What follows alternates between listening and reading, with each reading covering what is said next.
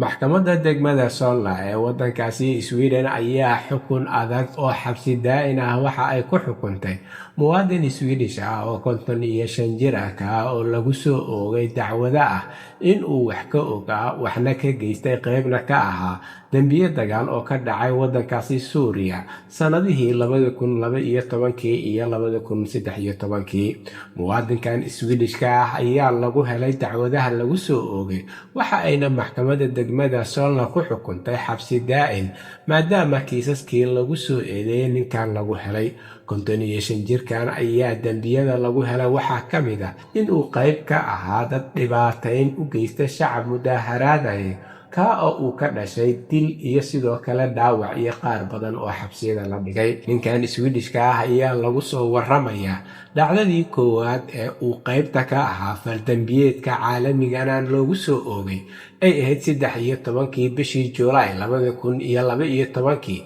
dibadbax ka dhacayay waddankaasi Suuriya oo ay dhigayeen shacab nabdoon oo ay uga soo horjeedeen xukuumadda waddankaasi ee uu hogaaminayay madaxweynihii xilka laga tuuray ee Bashar al-Assad. Waxaana lagu soo waramayaa ninkan in uu si firfircooni leh uga qayb qaatay dhibaateynta shacabkii ku mudaaharaaday madaxweynihii xilligaa jiray, waxaana lagu soo waramayaa rasaas ka dhacday goobtaas in ay ku geeriyoodeen dhowr qofood halka kuwo kalena ay ku dhaawacmeen. Si lamid ah ayaa lagu soo waramayaa 2013 ninkan inuu qayb ka ahaa markii la hareereeyay magaalada Yarmouk ee waddankaasi oo ay hareereeyeen ciidamadii uu hogaaminayay madaxweynihii xilka laga tuuray ee Bashar al-Assad iyo kooxihii hubeysnaa ee isagu taabacsanaa oo sababay in dad badan oo rayid ah laga soo qafaasho oo maxaabiis ahaan looga soo daadgureeyo Yarmouk, halkaasna lagu guro xabsiyada iyadoo qaar ka mida jirdil loo geystay ay u geeriyoodeen